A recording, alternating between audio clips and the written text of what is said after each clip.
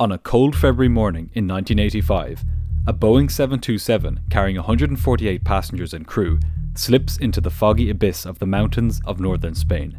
And in this abyss lies a deadly surprise. The pilots are seconds away from finding out that they have made a grave error. How did they make this mistake? And why hasn't the captain said a word for over 100 kilometres? This is the strange story of Iberia Flight 610.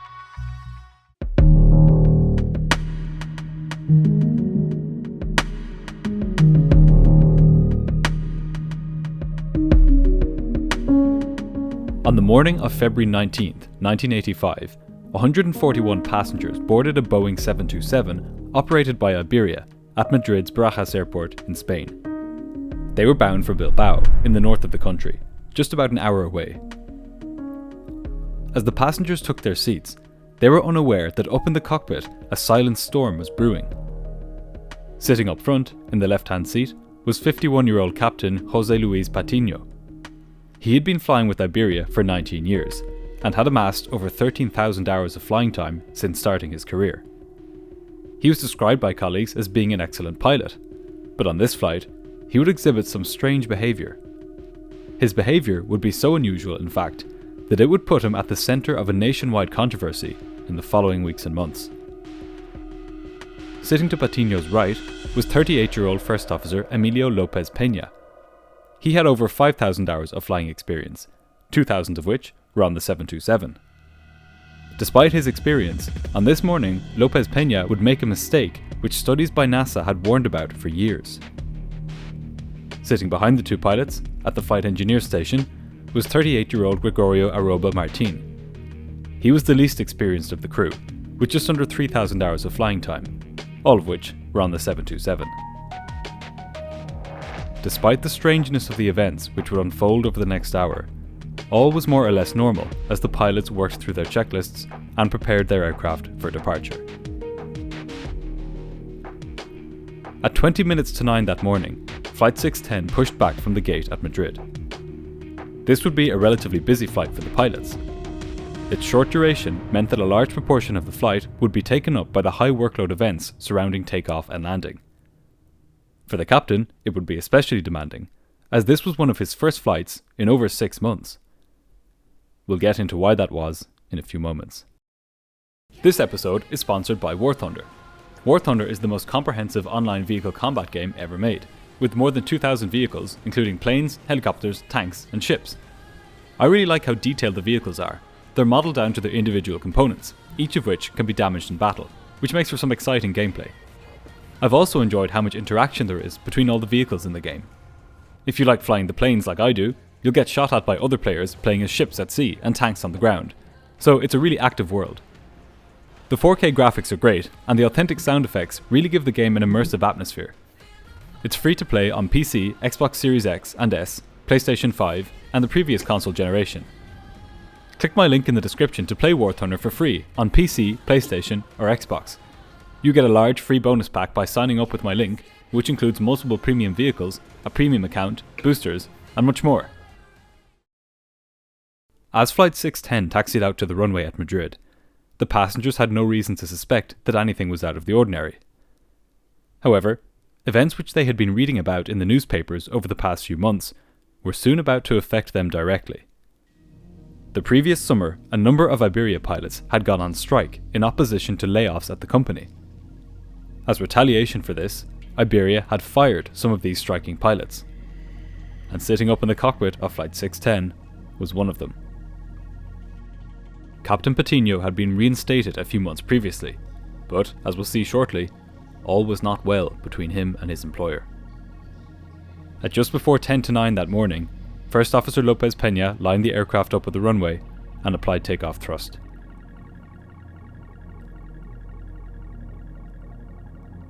Within moments, the plane was rocketing skywards, and the first officer steered it north towards Bilbao.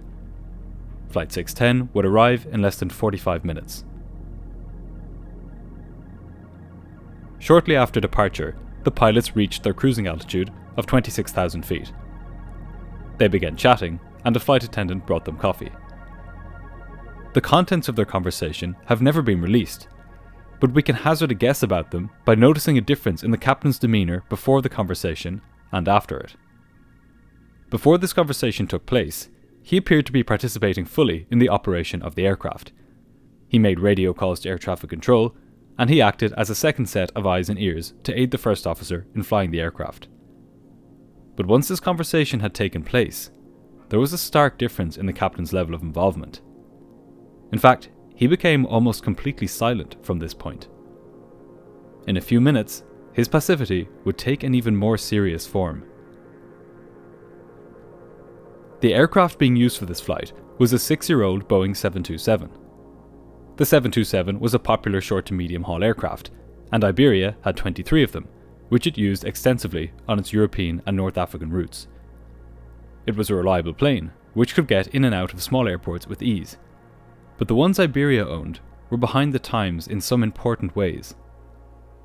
For one thing, it had an antiquated altimeter, which displayed the plane's altitude in a rather confusing way. This drum pointer instrument displayed the plane's altitude by showing thousands of feet in this window here, and hundreds of feet using a clock-style pointer. For example, right now, as the pilots were in the cruise, their altimeter shows 26 in this window, meaning 26,000, and 0 on this dial, meaning that they're exactly at 26,000 feet. If they were at 26,300 feet, it would look like this. Many pilots had expressed frustration at using this type of altimeter, because it required them to look twice at their instrument, rather than just once. This made it liable to being misread. On a typical altimeter, there is an hour hand to indicate thousands of feet, and a minute hand to indicate hundreds of feet. This requires just a quick glance to read, and is far less likely to be misread. Another important change had also not been implemented, which we'll take a closer look at as the plane nears Bilbao.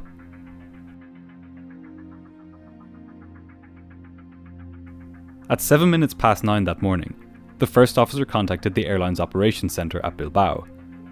He told them that he was expecting to land in 17 minutes, and he requested the weather information at the airport.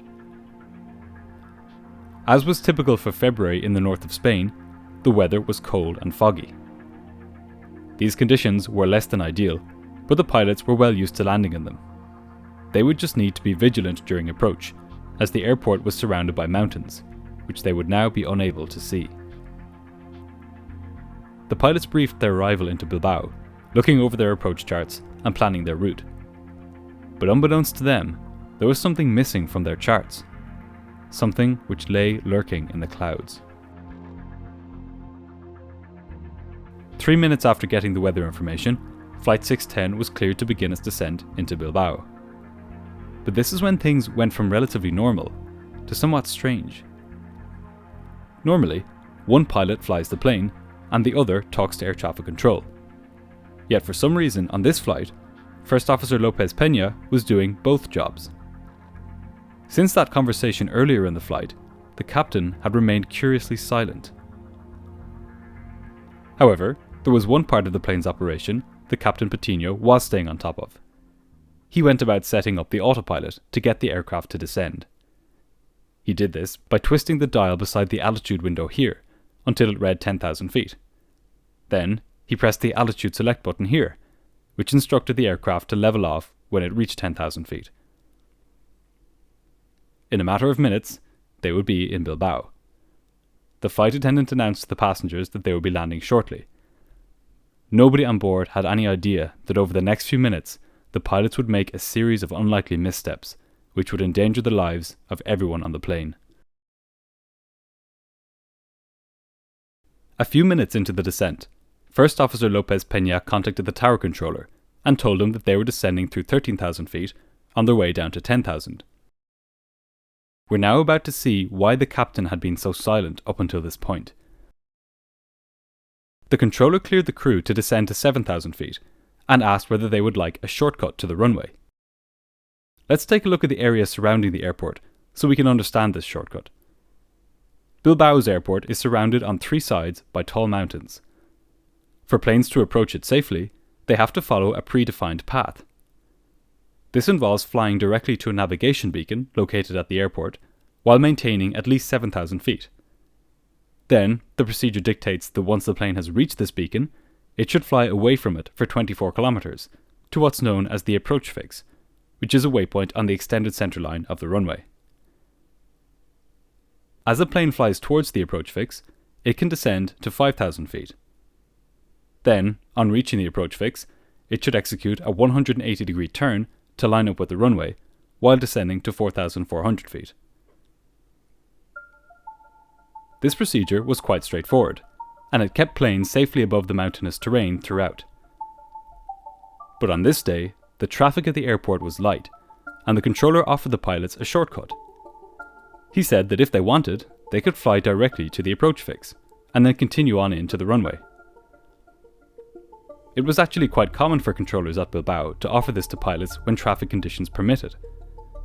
In fact, it was so common that the first officer had taken this shortcut more often than he had flown the full procedure. So, when the controller asked him if he wanted to take it, he was just about to accept when he caught sight of the captain, who motioned at him to take the standard procedure instead. Was it that the captain thought the shortcut was unsafe? After all, it was foggy in the valley leading up to the runway.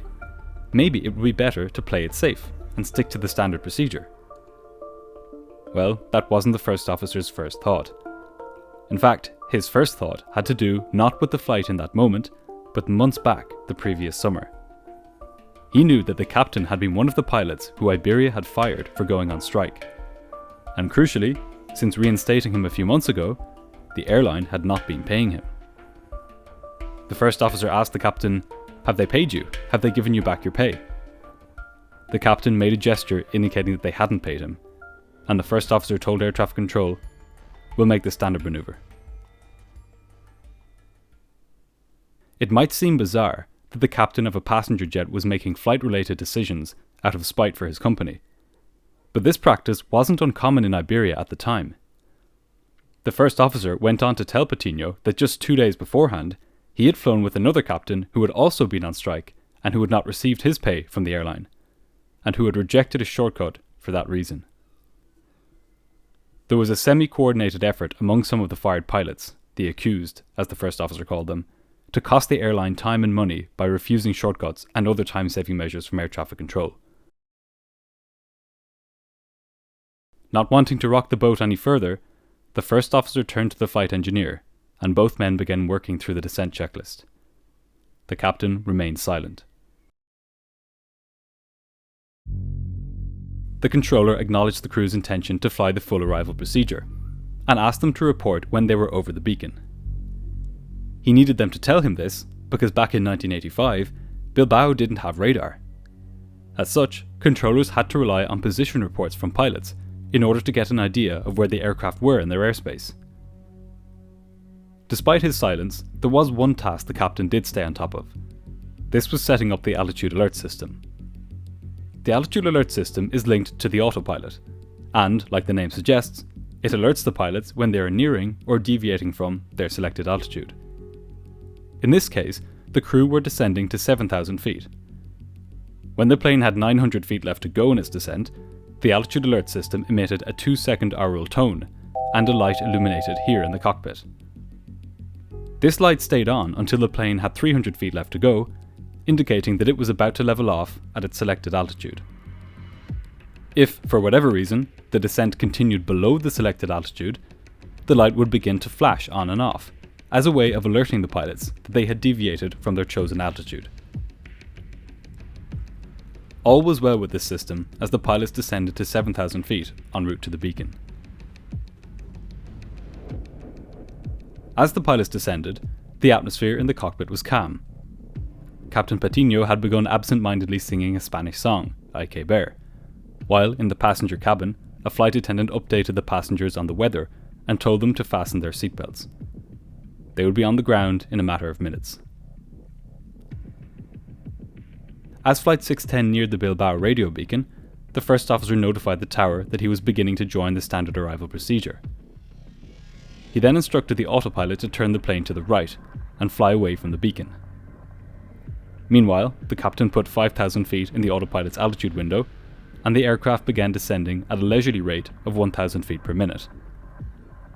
So far, everything was going to plan.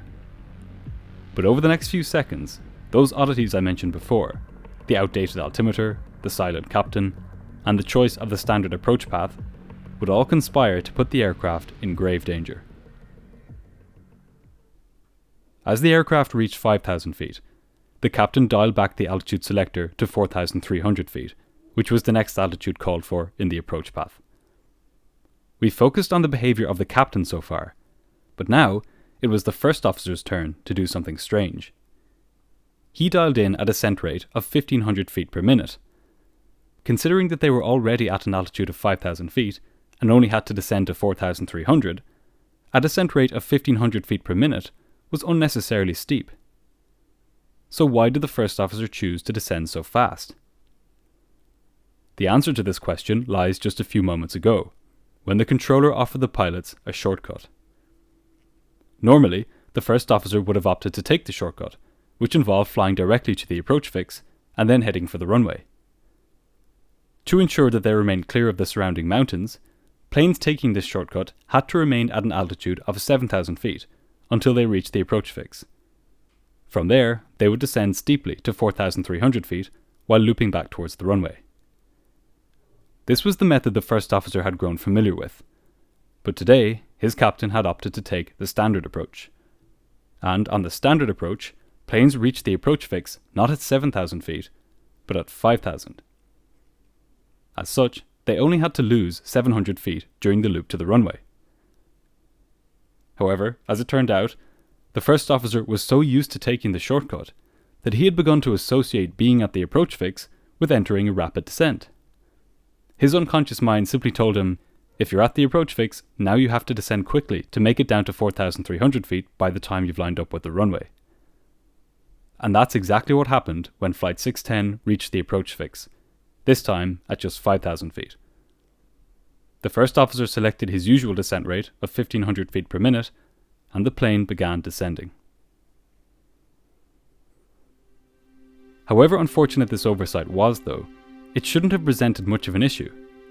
After all, it was perfectly safe for the plane to be at 4,300 feet at any point during the loop. All the first officer had done was to tell the autopilot to get down faster. But on this flight, this small mistake would end up having vastly outsized consequences, all because of what the captain did next. For whatever reason, be it distraction or simple forgetfulness, when Captain Patino selected 4,300 feet on the autopilot, he didn't follow this up by pressing the altitude select button. This meant that the plane would simply continue descending without regard to the altitude dialed into the window. With every passing second, the plane was drawing closer to the mountains below. Both pilots were oblivious to the fact that it had not been told to level off at 4,300 feet. But the plane was far from doomed at this point. Think back to the altitude alert system from a few moments ago, and how it alerts pilots with an aural tone when they have deviated from their selected altitude. On the 727, an aural tone sounds when the plane has descended more than 300 feet below the selected altitude. Less than a minute after the pilots began their descent, this aural tone sounded, right as the plane passed below 4,000 feet. But here's where the first officer's mental model of the situation again caused him to miss something important. When he heard this sound, he thought it was the tone telling him that he was now 900 feet above his selected altitude, as the same tone was used for both of these alerts. This was completely in line with what he expected, as he would usually have begun the descent from 7,000 feet, and would expect to be hearing that tone around now.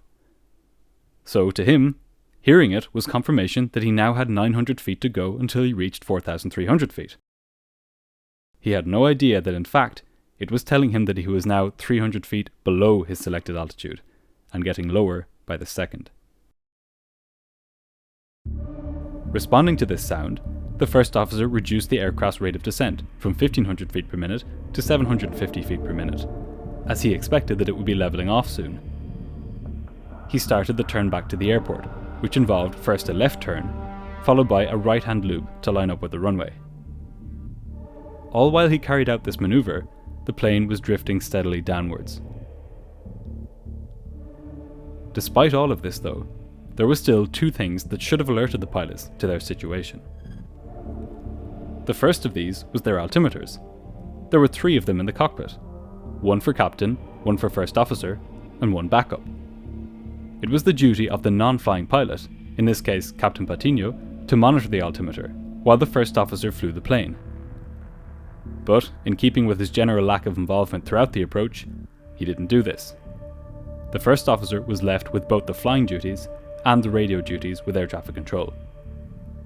And, in this high workload situation, it's quite possible that the first officer simply misread his altitude as being higher than it actually was. This would have been easy to do, given the antiquated design of the altimeter. In fact, in surveys of pilots, over 80% had admitted to misreading this style of altimeter. Nonetheless, it's highly unlikely that both Patiño and Lopez Peña misread their altimeters in the same way. Either one pilot or both pilots simply weren't keeping an eye on their altitude as the plane slipped below 4,300 feet. Hidden in the clouds all around them were towering mountains, the peaks of which they were now descending below. But there was one last line of defense: the ground proximity warning system. This is a sensor installed on the underside of the aircraft, which alerts pilots when it detects rapidly rising terrain beneath the aircraft, say when it flies towards a mountainside. When the pilots hear this alert, their response is to rapidly put the aircraft into a steep climb. And that's exactly what the pilots of Flight 610 would have done at this moment, were it not for one important thing. Their aircraft did not have a ground proximity warning system. So, the plane continued its descent below the minimum safe altitude as the mountains, obscured by fog, began to crowd around it. But the ultimate stroke of misfortune had nothing to do with anything we've just looked at, because Flight 610 was not on a collision course with a mountain. In fact, even though the pilots were now 1,000 feet below their selected altitude, they should have been just fine. That is, were it not for an object lurking in the fog. An object which wasn't even on their approach charts. At 27 minutes past 9, a television mast appeared out of nowhere, right in front of the plane. There was no time to react. The aircraft's left wing hit the mast and was torn off, sending the plane into an uncontrollable spiral. In a matter of seconds, it was over. Iberia Flight 610, carrying 148 passengers and crew, crashed inverted into the valley of Mount Oise. There were no survivors. The investigation which followed this accident, carried out by Spain's Civil Aviation Accident and Incident Investigation Commission, recommended that airlines properly train the pilot not flying to call out altitudes during descent, so that all crew members maintain situational awareness during this critical phase of flight. It also recommended that the outdated drum and pointer style altimeters be replaced with altimeters which are less likely to be misread, and importantly, that the sound used for deviations from the selected altitude be made different than the sound used to tell pilots they had 900 feet left to go. Incredibly, the final report failed to mention the one piece of technology which would almost certainly have prevented the crash: the ground proximity warning system. In the United States, this had been mandatory in passenger aircraft for the previous decade, but in Spain, no such requirement existed. It would be another few years before this system was made mandatory in Spain. The introduction of this technology came too late for the passengers and crew of Flight 610, but in large part thanks to its introduction around the world in the subsequent years, crashes like this have become far less common than they were just a few decades ago.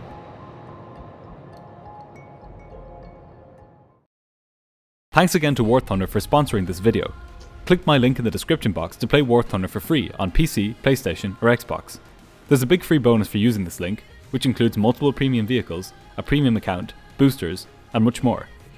I should also mention that you don't need any special hardware to play. A mouse and a keyboard is all you need. I want to say a special thanks to the Patreon and YouTube members for making it possible for my team and I to keep producing these in-depth videos. If you'd like to help us make more, you can support Green Dot Aviation on Patreon. I've put the link here on screen. I'd especially like to thank Joey, Steve Wilcox, Simon Burbage, Matt O'Callaghan, and Pete Familton for their very generous support. I hope you enjoyed this one, and I'll see you soon for the next episode.